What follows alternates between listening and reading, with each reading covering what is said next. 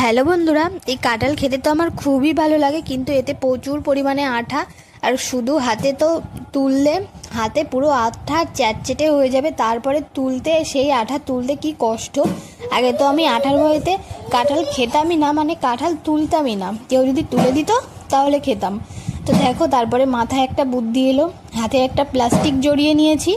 তারপরে কাঁঠালের কোষগুলোকে একে একে তুলে নিচ্ছি। আমার কাঁঠালের কোষগুলোও ভালোভাবে তোলা হয়ে যাবে, এদিকে হাতে আমার একটু আঠাও লাগবে না। তোমরা যারা আঠার ভয়তে কাঁঠাল ভাঙতে চাও না, ভেঙে খেতে চাও না, তারা এই বুদ্ধিটা অ্যাপ্লাই করতে পারো। দেখবে তোমাদের হাতে একটু আঠা লাগবে না, অথচ ভালোভাবে কাঁঠালের কোষগুলো তুলে নিতে পারবে। তো দেখো, আমি এবার পিছনের ক্যামেরায় দেখাচ্ছি, পুরো কাঁঠাল মানে যা কোষ ছিল সব তুলে নিয়েছি। এবার প্লাস্টিকটা সরিয়ে নিচ্ছি। দেখো, আমার হাত পুরো পরিষ্কারই আছে, এক টুকরো আঠা কোথাও লাগেনি।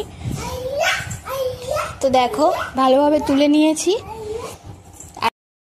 আর আমার ভিডিওর মধ্যে এটা সেটা শব্দ আওয়াজ আসলে কিছু মনে করো না, বাড়ি বাচ্চা থাকলে বুঝতেই পারছো, এটা ফেলবে ওটা ফেলবে এই করে।